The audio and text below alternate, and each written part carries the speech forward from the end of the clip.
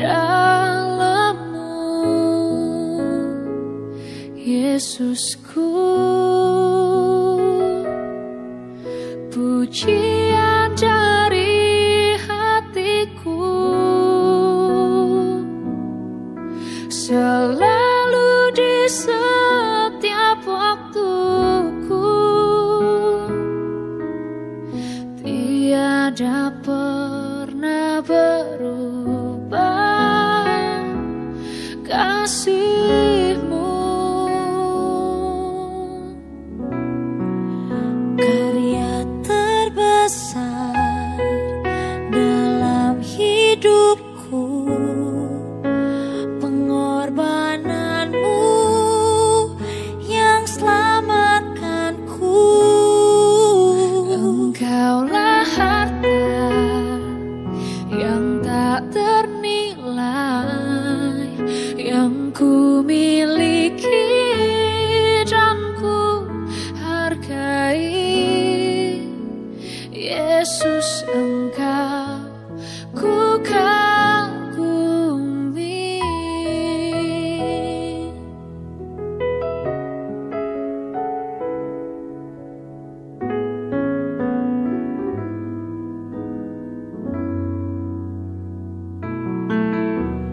Kasih yang terindah,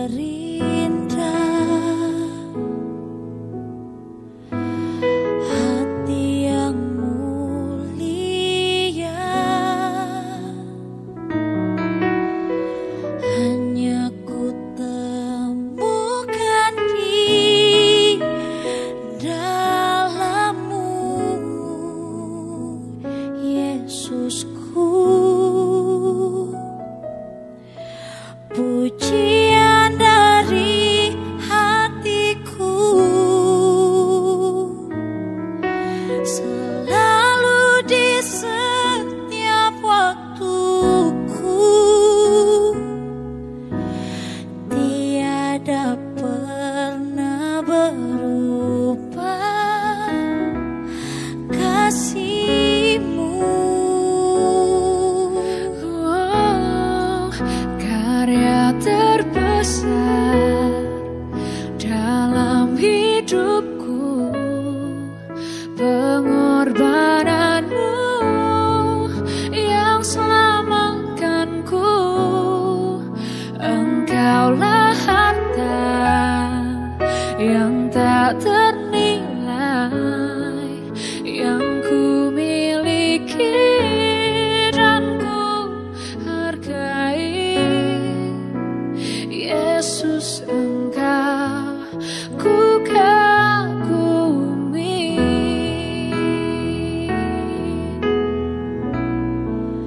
Karya terbesar dalam hidupku, pengorbanan-Mu yang selamatkanku.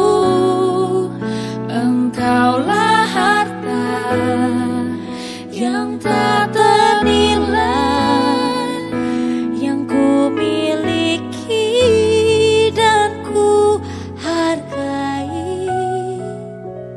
Yesus, Engkau ku kagumi.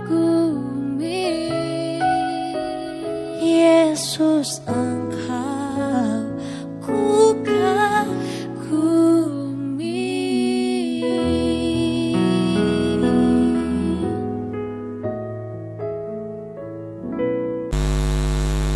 Shalom, puji Tuhan, haleluya. Saya bersukacita di hari Minggu ini yang merupakan hari kemenangan dari Tuhan Yesus Kristus atas kematian, atas maut, atas iblis. Amin. Ini hari Paskah, hari kemenangan yang luar biasa yang berasal dari Yesus untuk kita semuanya. Saudara, di hari Paskah ini saya ingin sampaikan sesuatu yang simpel, sederhana, yaitu judulnya Pewahyuan Paskah. Saya berharap dengan hal yang sederhana ini akan membuat kita selalu teringat apa inti dari sebuah Paskah yang tiap tahun kita peringati. Namun sebelumnya, mari kita berdoa terlebih dahulu.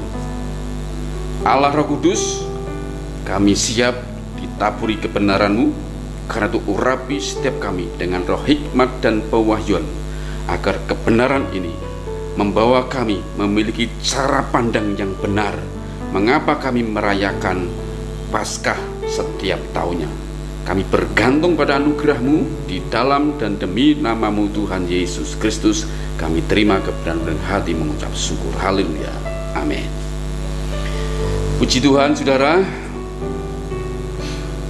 Dalam Paskah ini tentu kita bersukacita merayakannya, ya. Bersukacita karena kita adalah orang-orang yang sudah mengalami kemenangan dalam Yesus. Tapi kita harus tahu bahwa sukacita yang kita terima di setiap Paskah itu harus bersumber dari sebuah kebenaran yang hakiki. Karena itu kalau saudara ditanya apa itu Paskah, saudara bisa menjawab ya dengan cara sederhana namun tidak menyimpang dari Alkitab. Karena saya mengajak saudara untuk mempelajarinya dengan cara sederhana, sehingga kita setiap tahun ketika kita merayakan Paskah, sukacita kita adalah sukacita yang bersumber dari sebuah pewahyuan yang benar dari Roh Kudus. Nah, saudara kasih dalam Tuhan, di dalam Keluaran pasal 12 ayat 1 sampai 51 Perjanjian Lama, Keluaran pasal 12 ayat 1 sampai 51, Paskah itu ditetapkan oleh Tuhan dan harus diajarkan kepada umat Israel dan dirayakan oleh bangsa Israel ya dengan ketentuan turun-temurun. Konteks di dalam Keluaran pasal 12 itu adalah ketika bangsa Israel itu mengalami perbudakan selama 400 tahun lebih di Mesir, dan Tuhan ingin membawa mereka keluar dari Mesir ya, untuk dibawa keluar menuju tanah Kanaan, agar mereka dibawa keluar dengan tujuan mereka menjadi umat Tuhan ya. Allah menjadi Allah bagi bangsa Israel dan Israel menjadi umat bagi Tuhan, dan bangsa Israel bisa beribadah kepada Tuhan. Itu konteksnya, saudara. Namun untuk membawa bangsa Israel keluar dari Mesir ternyata menghadapi sebuah situasi yang tidak gampang. Sampai berkali-kali mujizat, tanda-tanda ajaib Tuhan diadakan di Mesir ya, lewat Musa dan Harun. Namun sampai tulah yang ke-9, Firaun tetap mengeraskan hati dan tidak mengizinkan bangsa Israel keluar dari Mesir. Nah, sampai pada tulah ke-10 inilah ya, maka Paskah itu ditetapkan Tuhan, yaitu akan ada tulah di mana anak sulung baik itu manusia maupun hewan akan mati semuanya. Nah, sebelum itu terjadi maka bangsa Israel itu menerima ketentuan-ketentuan Tuhan untuk dirayakan sebagai Paskahnya. Makanya dalam Keluaran pasal 12 ayat 1 sampai 50, Paskah di Perjanjian Lama itu diawali yang pertama ya dengan menyembelih domba jantan yang tidak bercacat. Jadi Paskah di Israel itu Perjanjian Lama diawali dengan satu, menyembelih domba jantan yang tidak bercacat. Keluaran pasal 12 ayat yang kelima. Keluaran pasal 12 ayat yang kelima. Anak dombamu itu harus jantan, tidak bercela, berumur setahun. Kamu boleh ambil domba atau kambing ya. Jadi yang pertama diawali dengan menyembelih domba jantan yang tidak bercacat. Yang kedua, darah domba itu dibubuhkan di kedua tiang pintu dan di ambang pintu ya. Keluaran pasal 12 ayat 7. Kemudian dari darahnya haruslah diambil sedikit dan dibubuhkan pada kedua tuang pintu ya, pada kedua tiang pintu dan pada ambang atas pada rumah-rumah di mana orang memakannya. Jadi Tuhan ingin agar bangsa Israel setelah menyembelih domba jantan, darahnya itu ya dioleskan, dibubuhkan pada kedua tiang pintunya dan pada ambang atasnya. Ya. Yang ketiga, Paskah di Israel diawali dengan tulah kematian dari anak sulung, ya, baik manusia maupun ternak, tidak akan menimpa rumah-rumah bangsa Israel yang sudah dibubui dengan darah anak domba. Keluaran pasal 12 ayat 12 sampai 14. Sebab pada malam ini aku akan menjalani tanah Mesir, dan semua anak sulung dari anak manusia sampai anak binatang akan kubunuh. Dan kepada semua Allah di Mesir akan kujatuhkan hukuman, akulah Tuhan. Dan darah itu menjadi tanda bagimu pada rumah-rumah di mana kamu tinggal. Apabila aku melihat darah itu, maka aku akan lewat daripada kamu. Jadi tidak akan ada tulah kemusnahan di tengah-tengah kamu apabila aku menghukum tanah Mesir. Hari ini akan menjadi hari peringatan bagimu.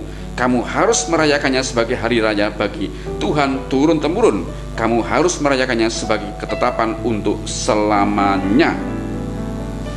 Nah, inilah saudara, Paskah di dalam Perjanjian Lama diawali dengan menyembelih domba jantan, ya, darahnya dibubuhkan pada kedua tuang pintu dan ambang atas, dan pada malam waktu Tuhan melakukan tulah maut di Mesir, tulah maut untuk anak sulung, maka rumah-rumah bangsa Israel yang sudah pintunya dibubuhi dengan darah itu, ya, maka bangsa Israel tidak mengalami kematian anak sulung.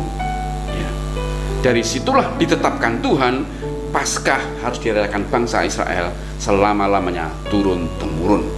Dan makna Paskah di dalam Perjanjian Lama adalah satu, membebaskan umat Tuhan atau bangsa Israel dari perbudakan dosa atau Mesir. Jadi makna Paskah dalam Perjanjian Lama yang pertama, membebaskan umat Tuhan atau bangsa Israel dari perbudakan Mesir atau perbudakan dosa. Yang kedua, ya, maknanya adalah meluputkan dari kematian. Ya, yang kedua, makna Paskah di Perjanjian Lama adalah meluputkan dari kematian, atau dalam kurung mendapatkan keselamatan dari Tuhan. Nah, itulah makna Paskah di dalam Perjanjian yang Lama. Pertanyaannya, bagaimana dengan Perjanjian Baru, saudara? Apa makna Paskahnya? Ya. Nah, kita akan belajar. Saya berharap saudara bisa menangkap hal yang sederhana ini. Ya. Paskah di dalam Perjanjian Baru itu diawali oleh dua hal, oleh satu hal, dan satu hal diakhiri satu hal. Ya. Jadi Paskah di dalam Perjanjian Baru itu ditandai dengan dua hal saja, diawali dan diakhiri. Ya. Maka Paskah di dalam Perjanjian Baru itu diawali satu, kematian Yesus di kayu salib. Matius 27 ayat 50. Ya. Darahnya dicurahkan untuk menebus dosa manusia. Efesus 1 ayat ke-7. Jadi dalam Perjanjian Baru, Paskah itu diawali dengan kematian Yesus Kristus di kayu salib. Itu awal yang pertama, Paskah dalam Perjanjian Baru. Ya. Yang kedua, Paskah dalam Perjanjian Baru diakhiri dengan kebangkitan Yesus dari kematian pada hari yang ketiga. Ya. Matius pasal yang ke-28 ayat yang ke-5 sampai 7. Jadi Paskah dalam Perjanjian Baru itu diawali dengan kematian Yesus di kayu salib, pasal 27 ayat yang ke-50. Yesus berseru pula dengan suara nyaring lalu menyerahkan nyawanya. Itu awalnya Yesus mati. Ya. Yang kedua, diakhiri dengan kebangkitan Yesus dari kematian pada hari yang ketiga. Matius 28 ayat 5 sampai 7. Akan tetapi malaikat itu berkata kepada perempuan-perempuan itu, janganlah kamu khawatir, sebab aku tahu kamu mencari Yesus yang disalibkan itu, yang telah mati itu. Ya. Ayat 6, ia tidak ada di sini, sebab ia telah bangkit. Sama seperti telah dikatakannya, mari lihatlah tempat ia berbaring, ya. Dan segeralah pergi dan katakanlah kepada murid-muridnya bahwa Yesus telah bangkit dari antara orang mati. Ia mendahului kamu ke Galilea. Di sana kamu akan melihat dia. Sesungguhnya aku telah mengatakannya kepadamu. Itulah saudara, Paskah dalam Perjanjian Baru diawali dengan kematian Yesus, diakhiri dengan kebangkitan Yesus pada hari ketiga. Ya. Inti berita Paskah adalah Yesus mati, Yesus bangkit. Ini perhatikan baik-baik saudara. Ya. Inti ini harus saudara tangkap sampai saudara bisa memahami begitu rupa bahwa Paskah itu sesungguhnya simpel. Kalau saudara tanya, apa Paskah dalam Perjanjian Baru? Paskah itu adalah Yesus mati, Yesus bangkit. Yesus mati, Yesus bangkit. Itu intinya saudara. Ya. Inti ini tidak boleh bergeser dari pengertian iman kita sebagai orang percaya. Tidak boleh saudara. Ini harus kuat berakar dalam diri kita. Yesus mati, Yesus bangkit. Ya. Sebab jika pengertian iman ini bergeser, saudara tidak mengerti arti Paskah yang sesungguhnya, ya, maka itu tidak punya pengaruh dampak apapun dalam perjalanan iman saudara. Karena iman kita harus dibangun di atas dasar yang benar. Jika dasarnya salah, maka pasti ke depan kita juga salah. Sehingga jangan sampai karena kita dasar salah membuat kita tidak sampai tujuan, yaitu kekekalan. Karena itu tangkaplah betul bahwa inti berita dari Paskah adalah Yesus mati, Yesus bangkit. Ya. Nah, dua pewahyuan ini harus ada dan harus kuat berakar dalam hidup kita. Ya, karena itu saya akan terjemahkan arti Yesus mati, Yesus bangkit. Ya, saudara perhatikan baik-baik. Yesus mati, Yesus bangkit. Nah, yang pertama, Yesus mati. Yesus mati bukan mati seperti manusia berdosa biasa. Saya dan saudara adalah manusia yang sudah berdosa.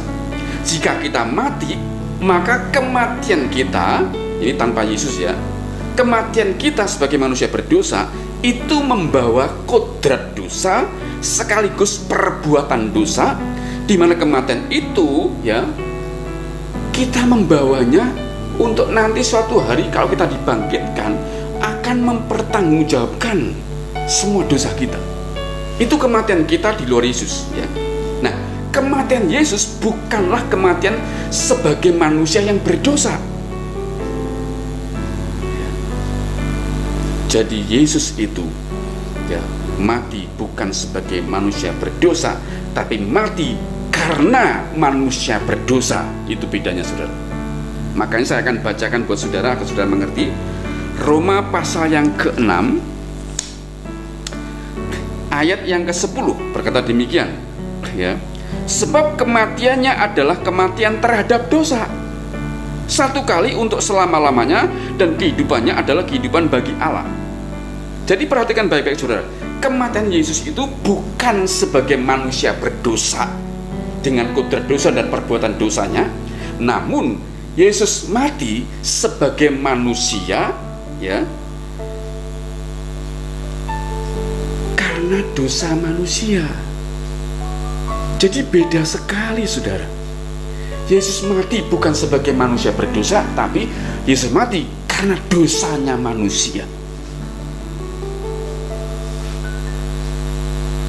Makanya Ibrani pasal ke-4 ya, Ibrani pasal ke-4 ayat yang ke-15 itu berkata demikian saudara, membuktikan bahwa Yesus itu bukan manusia berdosa ya. Sebab imam besar yang kita punya bukanlah imam besar yang tidak dapat turut merasakan kelemahan-kelemahan kita ya. Artinya Yesus sebagai imam besar itu ya adalah manusia biasa ya, dan dia bisa merasakan segala kelemahan sebagai manusia biasa. Sebaliknya, sama dengan kita sebagai manusia, Yesus telah dicobai, hanya tidak berbuat dosa. Sebab imam besar yang kita punya bukanlah imam besar yang tidak dapat turut merasakan kelemahan-kelemahan kita. Sebaliknya, sama dengan kita, ia telah dicobai hanya tidak berbuat dosa. Jadi itu bedanya, saudara. Kalau kita sebagai manusia itu sudah jatuh dalam dosa, punya kodrat dosa, dan punya perbuatan dosa. Namun Yesus sebagai manusia biasa seperti kita, ya, dia memang bisa merasakan kelemahan-kelemahan manusia. Cuma bedanya Yesus tidak berbuat dosa. Itulah sebabnya kematian Yesus bukan sebagai kematian orang berdosa, tapi kematian akibat dosa manusia.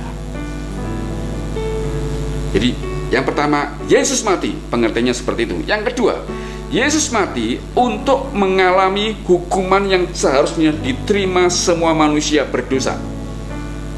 Dengan kata lain, Yesus mati menggantikan hukuman kita akibat dosa.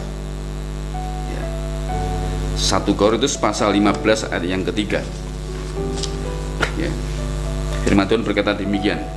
Sebab yang sangat penting ialah kusampaikan kepadamu, yaitu apa yang telah kuterima sendiri, ialah bahwa Kristus telah mati karena dosa-dosa kita sesuai dengan kitab suci. Jadi Yesus mati yang kedua, ya, untuk menggantikan hukuman dosa yang harusnya kita terima, tapi digantikan oleh Yesus. Yesus mati menggantikan hukuman kita.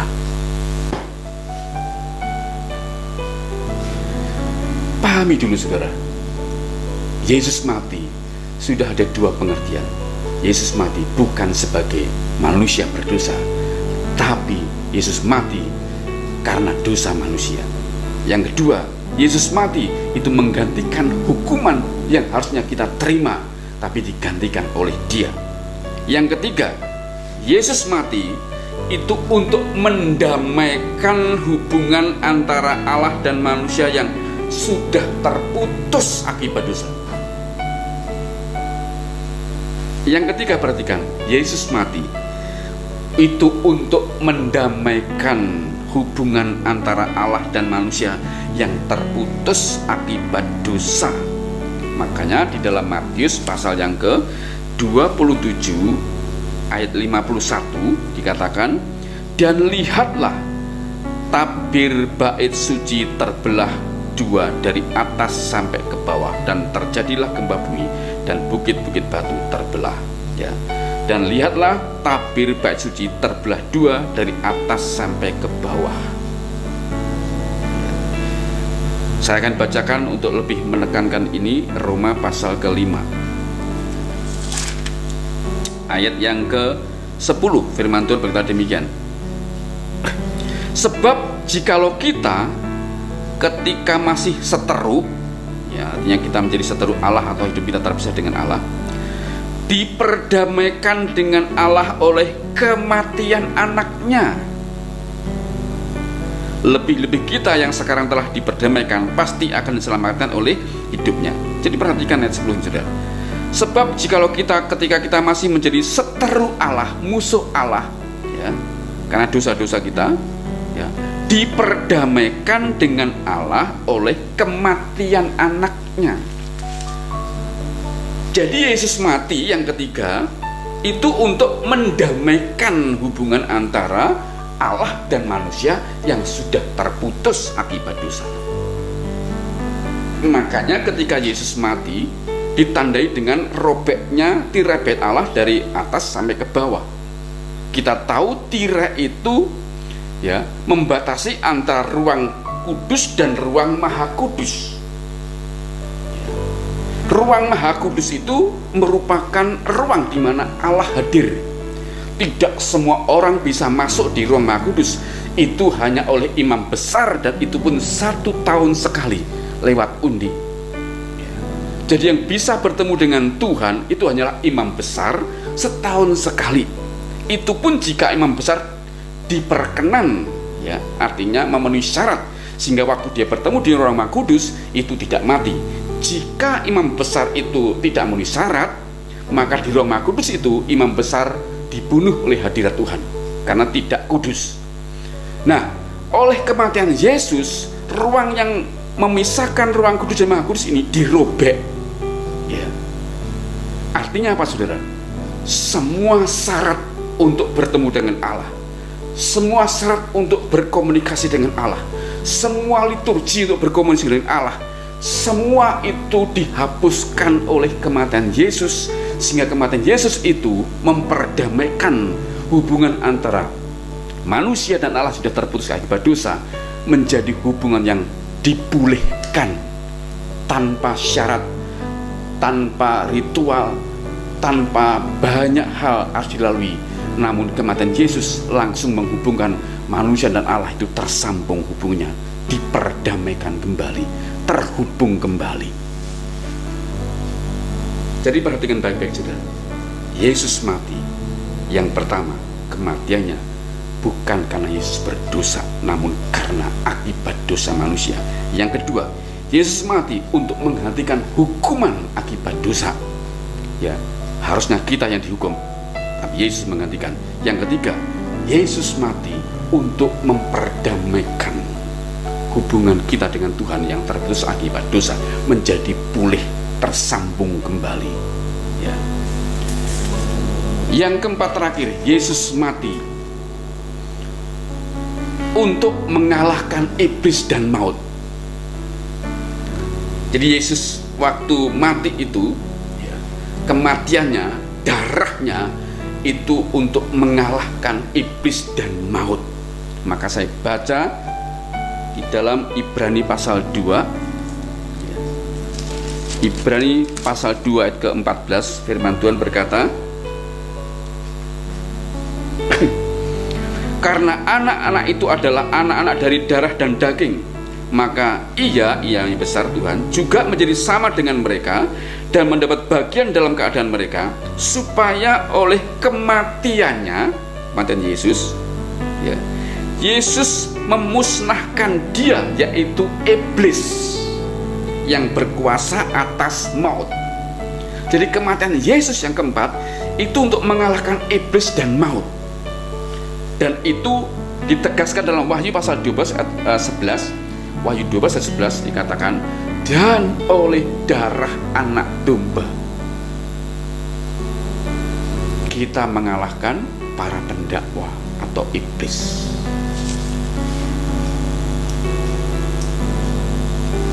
Maka perhatikan baik-baik, saudara, pewahyuan Paskah yang singkat ini. Yesus mati, Yesus bangkit.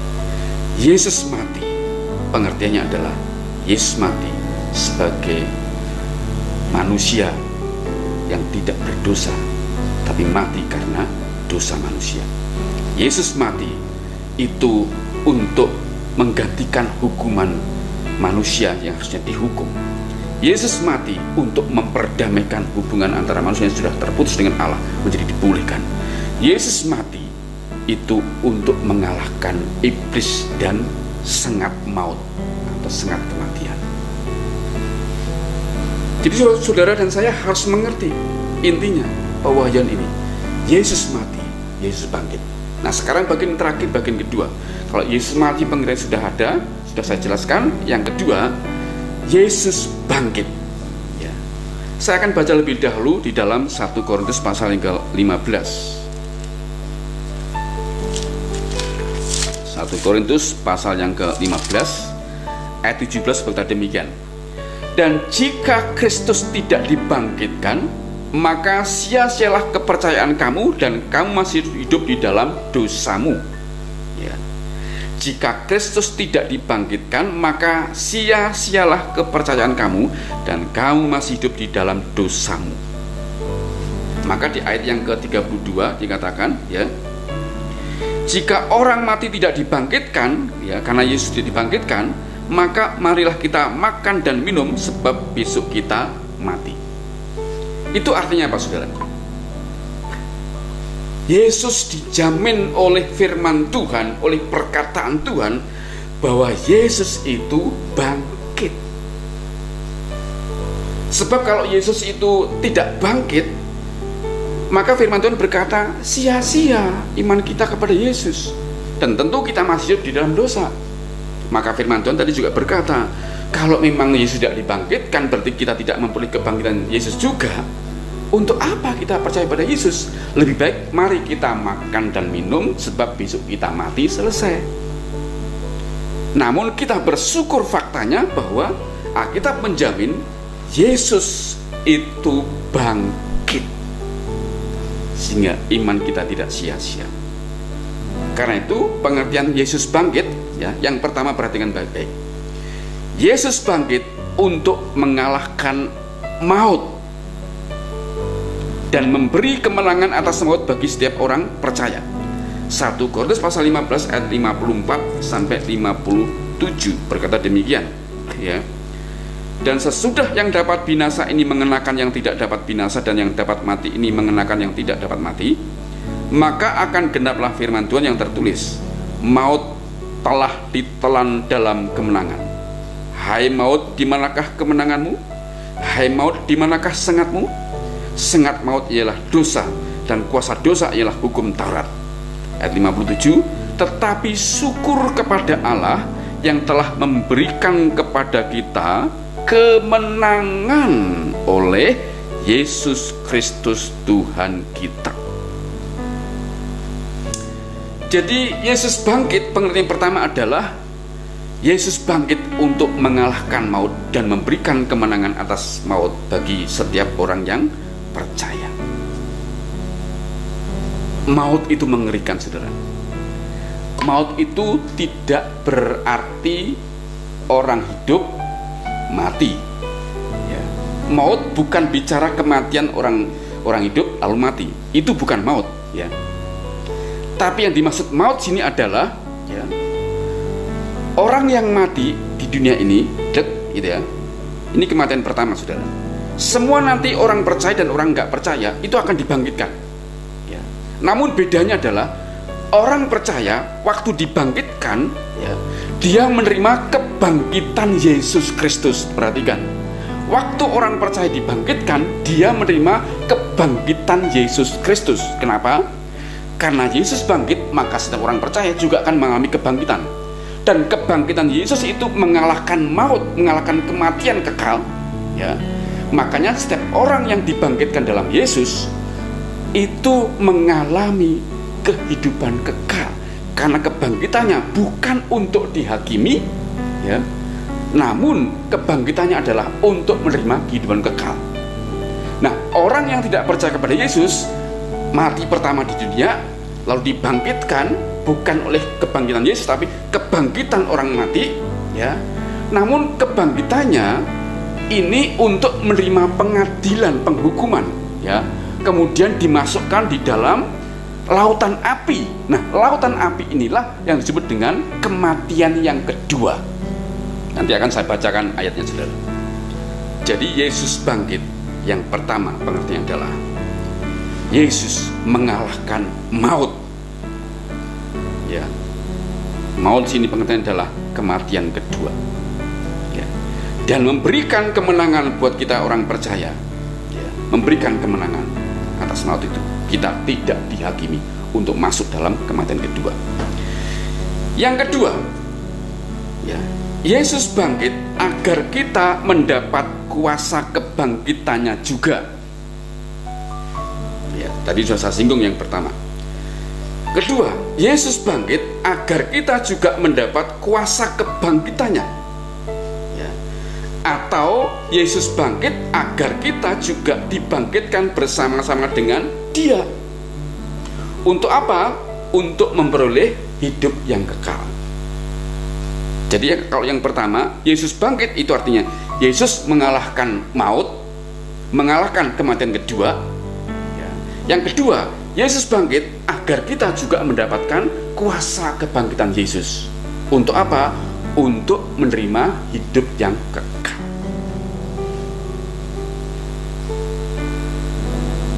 Makanya di dalam Wahyu pasal 20 ayat 6 sampai 4 dan 14, ya, orang yang mengalami kebangkitan Yesus tidak akan mengalami kematian kedua, yaitu kematian di lautan api atau neraka, namun untuk memperoleh kehidupan yang kekal. Nah, saya akan bacakan ayatnya, Wahyu pasal yang ke-20. Wahyu 20 ayat 6. Firman Tuhan berkata, berbahagia dan kuduslah ia yang mendapat bagian dalam kebangkitan pertama itu. Kematian yang kedua tidak berkuasa lagi atas mereka, tetapi mereka akan menjadi imam-imam Allah dan Kristus, dan mereka akan memerintah sebagai raja bersama-sama dengan Dia 1000 tahun lamanya. Ayat 14. Lalu maut dan kerajaan maut itu dilemparkan ke dalam lautan api. Itulah kematian yang kedua, lautan api. Ya. Jadi yang kedua, saudara, ya, Yesus bangkit agar kita juga mendapatkan kuasa kebangkitan Yesus, yang artinya adalah kita tidak menerima kematian kedua, karena kebangkitan kita itu bukan untuk dihakimi, bukan untuk diadili, namun kebangkitan kita itu adalah kebangkitan untuk menerima kehidupan kekal. Makanya orang-orang di luar Kristus, kebangkitan mereka itu berbeda dengan kita, karena kebangkitan mereka adalah untuk menerima kematian yang kedua. Apa itu kematian kedua? Firman Tuhan berkata, yaitu lautan api yang menyala-nyala atau neraka. Itulah kematian yang kedua selama-lamanya. Itu yang disebut dengan kata maut. Jadi saya ulangi, Yesus bangkit, yang pertama untuk mengalahkan maut. Yang kedua, Yesus bangkit agar kita juga mendapatkan kuasa kebangkitannya. Untuk apa? Untuk memperoleh hidup yang kekal. Inilah intinya, saudara. Dua pewahyuan ini harus saudara tangkap sebagai makna Paskah di dalam perjanjian baru. Ya. Yesus yang tidak berdosa dan tidak bersalah sudah dijadikan domba sembelihan, dikorbankan di kayu salib. Ya. Karena itu makna Paskah dalam perjanjian baru adalah Yesus mati. Itu awalnya Paskah. Lalu diakhiri dengan Yesus bangkit. Dua hal ini harus berakar dalam iman kita. Kalau ini tidak ada dan ini tidak benar, maka iman kita tidak bertumbuh dengan sehat. Karena dasar iman kita adalah Yesus mati buat kita, Yesus bangkit buat kita.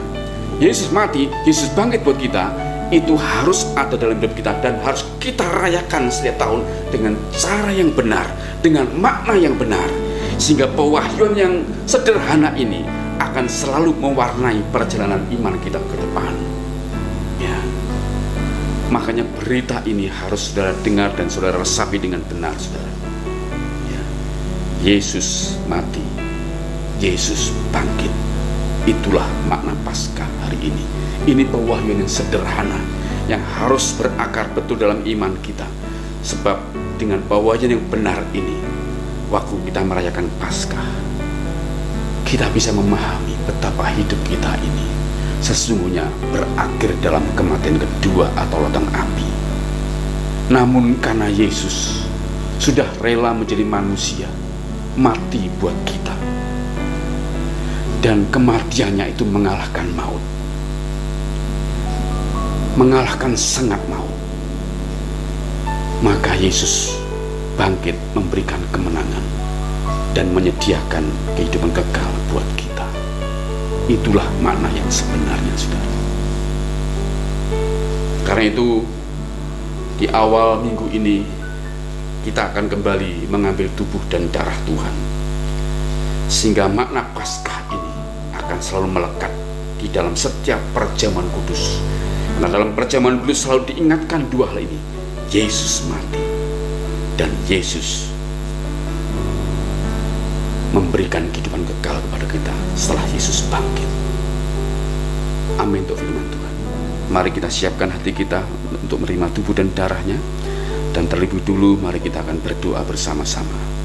Bapa, kami naikkan syukur bagimu. Setelah hari Jumat kami merayakan Jumat Agung, kematian yang agung dari Yesus Kristus. Hari ini kami merayakan kebangkitan Yesus Kristus. Sungguh kami mengucap syukur Tuhan. Engkau sudah memberikan pewahyuan yang singkat kepada kami dan mudah diingat, dan mudah untuk diingat Tuhan, yaitu Yesus mati, Yesus bangkit buat kami. Kami bersyukur Tuhan, tanpa Yesus mati dan tanpa Yesus bangkit, hidup kami sungguh berakhir di dalam kematian yang kedua atau lautan api menyala-nyala selama-lamanya Tuhan. Namun karena Yesus mati buat kami dan Yesus bangkit buat kami Tuhan, kami diberi kemenangan atas maut, kami diberi kemenangan atas kematian kedua, dan kami diberi anugerah kehidupan yang kekal. Sungguh kami bersyukur untuk Paskah ini Tuhan. Karena itu kami merayakannya dengan mengambil tubuh dan darah-Mu untuk diperingati setiap waktu di mana kami mengadakan perjamuan kudus Tuhan. Karena itu urapi setiap kami Tuhan, agar kami mengambil tubuh dan darah-Mu dengan sikap hati mengasihi Allah dan hormat kepada Allah. Kami terima anugerah dengan hati bersyukur di dalam Yesus Kristus. Haleluya. Amin. Mari saudara-saudara Tuhan, siapkan sudah di rumah masing-masing roti dan anggur perjamuan saudara, dan oleh anugerah Tuhan mari bersama-sama kita mengambilnya dengan ucapan syukur, karena kita sudah memperoleh anugerah kemenangan di dalam Yesus Kristus. Mari saudara, angkat roti di sebelah kanan saudara tinggi-tinggi.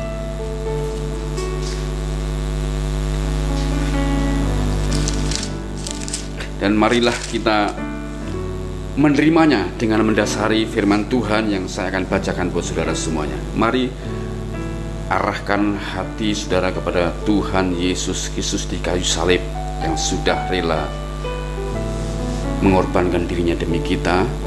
Dan inilah firman Tuhan: sebab apa yang telah kuteruskan kepadamu telah aku terima dari Tuhan, yaitu bahwa Tuhan Yesus pada malam waktu yang diserahkan, Ia mengambil roti, dan sesudah itu Ia mengucap syukur atasnya. Ia memecah-mecahkannya dan berkata, inilah tubuhku yang diserahkan bagi kamu, perbuatlah ini menjadi peringatan akan aku. Mari kita makan dengan hati tertuju kepada Yesus Kristus, dalam nama Yesus Kristus.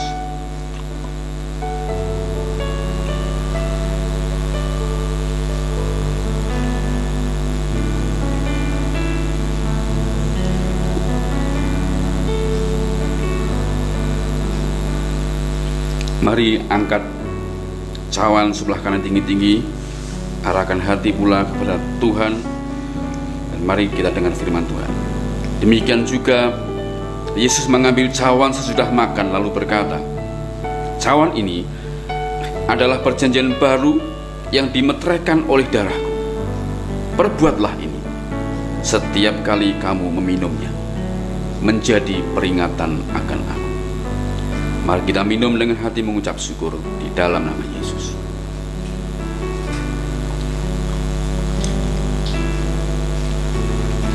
Mari saudara-saudaraku yang dikasihi Tuhan, jika saudara berkenan, saudara boleh angkat hati dan tangan saudara. Mari berdoa bersama-sama. Bapa, terima kasih, kami sudah terima tubuh dan darah-Mu Tuhan. Kami sudah memperingati kematian, kami memperingati pengorbanan dan kasih-Mu yang besar.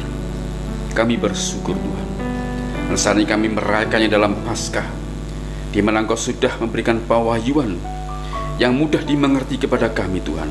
Makna Paskah adalah Yesus mati bagi kami, dan Yesus bangkit bagi kami, memberi kemenangan. Kami bersyukur Tuhan, bila karena anugerah-Mu Tuhan, pewahyuan ini terus berakar dalam iman kami dengan benar, sehingga perjalanan iman kami waktu-waktu ke depan yang akan terus berlangsung didasari dengan pengertian yang benar, sehingga hidup kami bersumber dari kemenangan yang sudah Tuhan berikan kepada kami. Kami melangkah melanjutkan iman kami bukan berdasarkan kekalahan, tapi kami melangkah melanjutkan iman kami berdasarkan kemenangan yang sudah Tuhan Yesus lakukan buat kami Tuhan. Karena itu Tuhan, biarlah kemenangan demi kemenangan atas segala pergumulan kami dan perjalanan iman kami selalu didasari oleh Yesus sudah menang dan memberi kemenangan kepada kami Tuhan, sehingga iman kami akan terus bertumbuh makin hari makin kuat, makin luar biasa, makin dewasa rohani, makin mengenal Yesus dan makin mengasihi Yesus. Dasar inilah membuat kami menjadi pribadi yang bisa bersaksi bahwa hanya lewat Yesus saja keselamatan itu hadir, dan hanya lewat Yesus saja kehidupan kekal itu didapatkan dan diraih oleh setiap kami yang percaya. Terima kasih Bapa. Dalam dan demi nama-Mu Tuhan Yesus Kristus, kami bersyukur untuk tubuh dan darah dan Paskah pada hari ini. Haleluya. Amin. Puji Tuhan, saya bersyukur saudara bisa menikmati anugerah makna Paskah pada hari ini. Kiranya Tuhan selalu membimbing kita melewati hari ke depan ini dengan segala anugerah dan pertolongannya. Kita bertemu lagi minggu depan dalam anugerah yang lebih besar lagi. Sampai jumpa, Tuhan berkati dan shalom.